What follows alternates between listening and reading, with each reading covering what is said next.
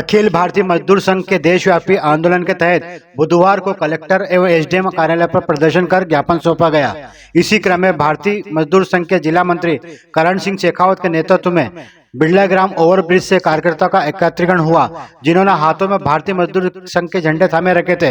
गगन भेदी नारे लगाते हुए एसडीएम कार्यालय पहुंचे। इस दौरान जिला मंत्री शेखावत संबोधित करते हुए कहा कि अखिल भारतीय मजदूर संघ का 6 से 8 फरवरी को जगन्नाथपुरी उड़ीसा में 21वां त्रिवार्षिक अधिवेशन हुआ था, जिसमें निर्णय लिया गया था कि भारत सरकार द्वारा बनाया गया लेबर कोड अर्थात इंडस्ट्रियल रिलेशन कोड 2020 अर्थात occupational safety health and working condition code 2020 में व्याप्त श्रमिकों की चिंताओं का समाधान किया जाए। ज्ञापन का वाचन राजकुमार सिसोदिया ने किया। इस दौरान ग्रेसिम श्रमिक संघ के जोत सिंह राठौर, अशोक गुजर, केमिकल श्रमिक संघ के मोहब्बत सिंह राठौर, कप्तान सिंह, ठेकेदार श्रमिक संघ के राजकुमार सिसोदिया, महेश नायर, गुलब्रांसन उद्योग के अनिल दुबे, भोला ठाकुर, वरिष्ठ नागरिक पेंशनर महासंघ के गिरधारी सिंह शेखावत, गिरधारी लाल सोनी, नगर पालिका सफाई कामगार संघ के बालकिशन दौलपुरे, महेश दावरे, दिनेश भाटी, हरि कुमार बोयद, बिजली कर्मचारी संघ के राजेंद्र पेंडसे, खाचोद नगर पालिका से शिव सिंह रघुवंशी, अन्नू नकवाल, वैभव सेठी, पंकज रायकवाल, बड़नागर से बलराम पंड्या, गोकुल सिंह चौहान, आंगनवाड़ी से सविता जीनवाल, मीना राठौर, मीना खिचार, संगीता पांडे, आशा कार्यकर्ता अनिता, मंजू गुजर, सीमा शर्मा, मध्याह्न भोजन से मंजू चड्डा, रेखाबाई, कौशल्याबाई, उन्हेल नागदा, खाचोद के कार्यकर्ता शामिल हुए। भारतीय मजदूर संघ के अखिल भारतीय अधिवेशन पूरी जगन्नाथ में संपन्न हुआ। वहाँ पर यह निर्णय लिया गया कि भारतीय मजदूर संघ द्वारा पूरे प्रदेश में, पूरे देश के अंदर ज्ञापन दिया जाएगा। मजदूरों की मांग के लिए, जो भी मजदूरों की मांगे उनके लिए आंगनवाड़ी बहना, बिजली कर्मचारी, शिक्षा, स्वास्थ्य, कंपनी, सभी के लिए आज जो ज्ञापन देने आए हैं वो ज्ञापन का पूरा वाचन राजकुमार जी सिसोदिया जी करेंगे। ज्ञापन माननीय प्रधानमंत्री नरेंद्र मोदी जी, माननीय श्रम मंत्री महोदय मनसुख मांडविया जी, माननीय मुख्यमंत्री महोदय मोहन यादव जी को हम लोग ज्ञापन दे रहे हैं। और ज्ञापन भारतीय मजदूर संघ की समस्त इकाई जिनकी अपनी अपनी समस्याएं हैं उन सबों ने भी अपने अपने ज्ञापन साथ में लगाए। अभी मैं प्रमुख ज्ञापन जो पूरे देश में भारतीय मजदूर संघ द्वारा केंद्र सरकार और राज्य सरकार को दिया जा रहा है उसका वाचन करने जा रहा हूँ।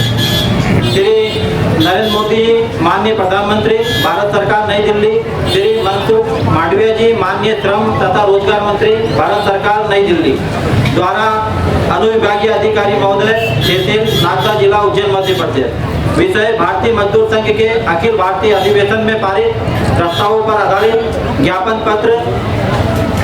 महोदय जी, भारतीय मजदूर संघ का 21वां अखिल भारतीय त्रिवार्षिक 3 दिवसीय अधिवेशन दिनांक 6, 7, 8 फरवरी 2026 को भगवान जगन्नाथ के पवित्र स्थल पुरी में उड़ीसा में संपन्न हुआ।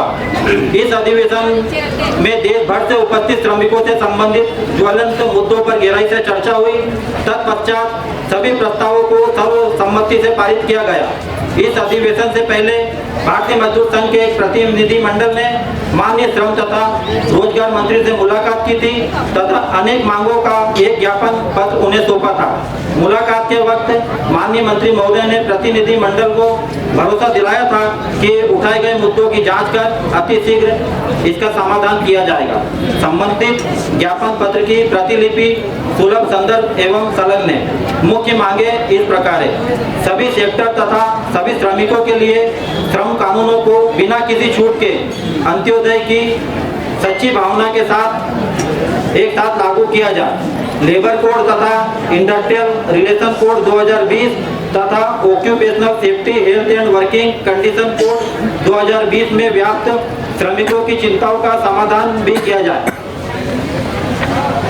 पुनर्स्थापना कर सुदृढ़ीकरण किया जाए, इंडियन लेबर कॉन्फ्रेंस को अविलंब आहूत किया जाए, अनेक त्रिपक्षीय समितियों का पुनर्गठन किया जाए। यह भी सुनिश्चित किया जाए कि यह समितियां प्रभावी तथा नियमित रूप से श्रमिकों के कल्याण हेतु व्यवहारिक रूप से कार्य करें। चौथा, EPF 95 के अंतर्गत न्यूनतम पेंशन रुपए 1000 से बढ़ाकर 7500 प्रति माह महंगाई भत्ते के राहत के साथ लागू किया जाए। EPF में अनिवार्य अंशदान के लिए वर्तमान वेतन सीमा 15,000 से बढ़ाकर 30,000 प्रति माह किया जाए।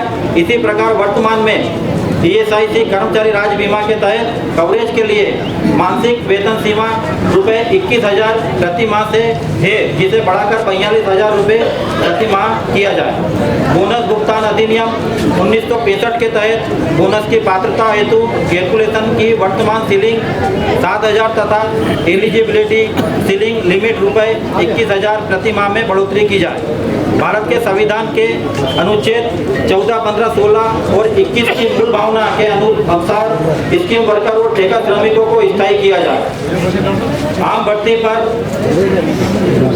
आम भर्ती जनरल रिक्वायरमेंट पर लगी रोक को तुरंत हटाया जाए तथा नौकरियों में बिना किसी अनिश्चितता या असुरक्षा के गारंटेड रोजगार का भरोसा दिया जाए। इसके अलावा अधिवेशन के दौरान भिन्न भिन्न उद्योगों में कार्य करने वाले श्रमिकों के हितों की रक्षा और उन्हें आगे बढ़ाने के मकसद से कई सेक्टर विशेष के प्रस्तावों पर विचार विमर्श किया गया और उन्हें सर्वसम्मति से अधिवेशन के प्रस्ताव के रूप में पारित एवं अंगीकार किया गया।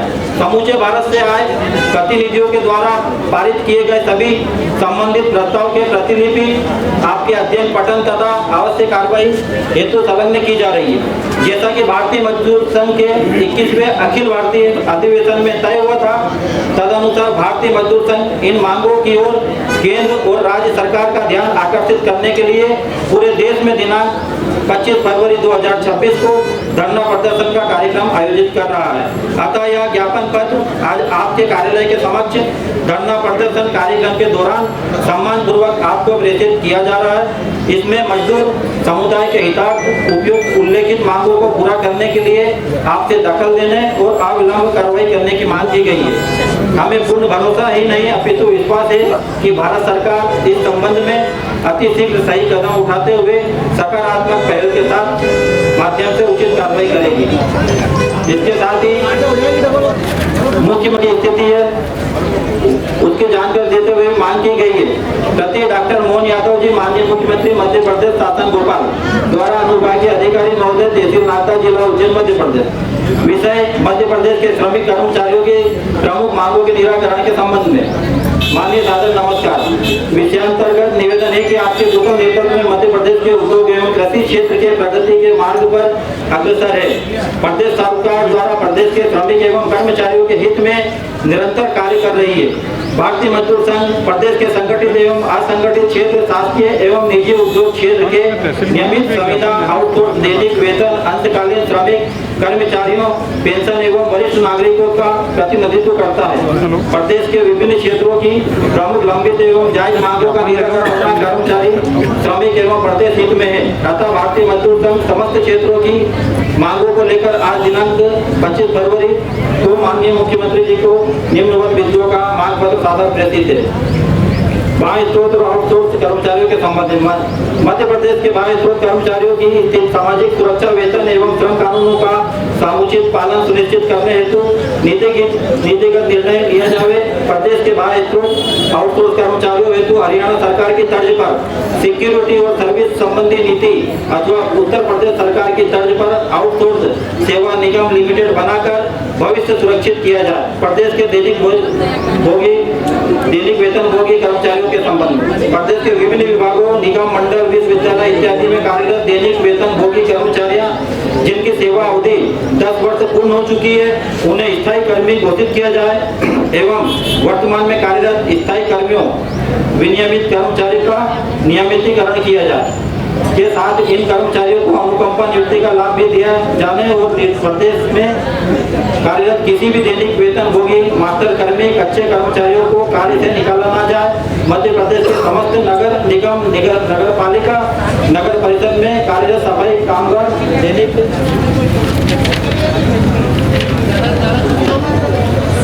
वेतनभोगी अस्थायी दैनिक वेतनभोगी जिनको कार्य करते हुए 10 वर्ष पूर्ण हो गए उनको नियमित किया जाए। औद्योगिक सुरक्षा मानकों के पालन करने हेतु समुचित व्यवस्था चाहे साथ ही नियमित मासिक वेतन विभागों द्वारा प्रत्येक माह देना सुनिश्चित किया जाए। प्रदेश के विभागों के कार्यरत संविदा कर्मचारियों हेतु संविदा नीति 2023 कंडिका एवं 11.5 विलोपित कर सभी विभागों में एक समान नीति लागू की जाए एवं नियमित कर्मचारियों के समान ग्रेड पे के आधार पर समाकक्षता के नवनियुक्त कर्मचारियों के कांग्रेस सरकार के द्वारा लागू की गई क्षेत्र के मांगे मानी गई है और आंगनबाड़ी कार्यकर्ताओं से जैसे पर्यवेक्षक पद पर बिना परीक्षा के 50% पदों पर सीधी विभागीय पदोन्नति की जाए एवं वर्ष 2025 में आयोजित परीक्षा में उत्तीर्ण कार्यकर्ताओं को उसी अंक सूची के आधार पर स्वीकृत पदों पर भर्ती की जाए।